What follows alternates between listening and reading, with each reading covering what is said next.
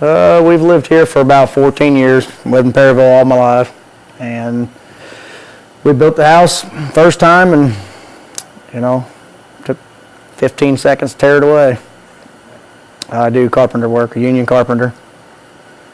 I think we've had 4 tornadoes in Perry County since '96, so it does seem like they're getting to be more and more all the time around this area.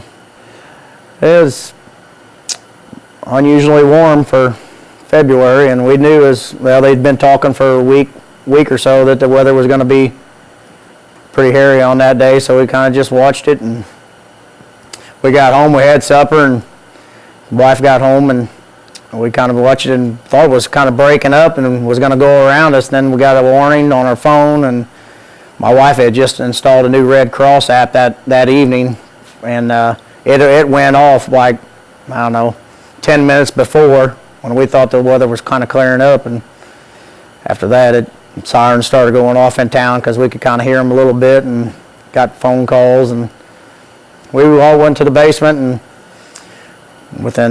I could hear it coming across the hillside, snapping the trees off and stuff, and I didn't know which way exactly it was going, but within about 10 seconds it was on top of us, and after that it was over. It was super loud.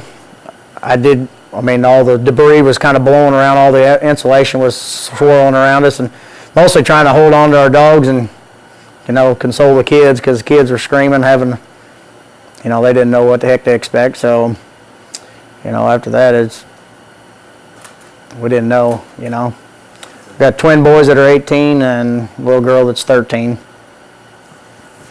So, and our big old Sioux pound. Yep, I tried to come up the steps, but I looked up the steps and tried to suck the basement door out, and I looked up the steps and realized that I wasn't going out that way, so I went out the back, and then I realized my whole shed was completely gone, and I knew then it was bad. It was like the walls just exploded, and the whole roof system stayed together pretty much. A lot of it did, but it landed just right out in the front yard. Kind of collapsed on the garage area here, collapsed on top of the vehicles and stuff.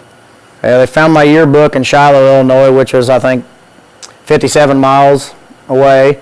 They found one of our bank deposit slips in DuQuoin, which is like an hour and a half. It's pretty devastating knowing that you work hard every day to get the things you get, and then you come out in 15 seconds, everything's gone. So it was pretty life-altering, to say the least.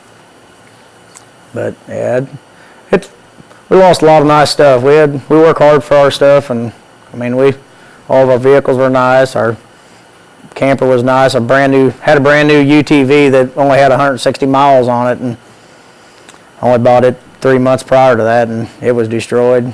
A lot of material things, but you know what? We're alive, so that's the main thing.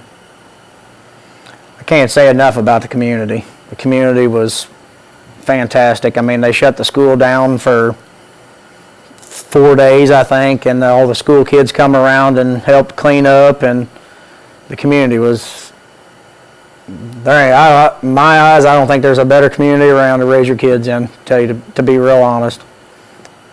We're staying just right up the road, 2 miles away from here. We had a buddy that offered up his place. He moved in with his girlfriend, so we was able to be close to here while we're rebuilding and stuff. Yeah, pretty much just rebuilding everything here in the living room, working in the living room, putting our fireplace together, and making memories again.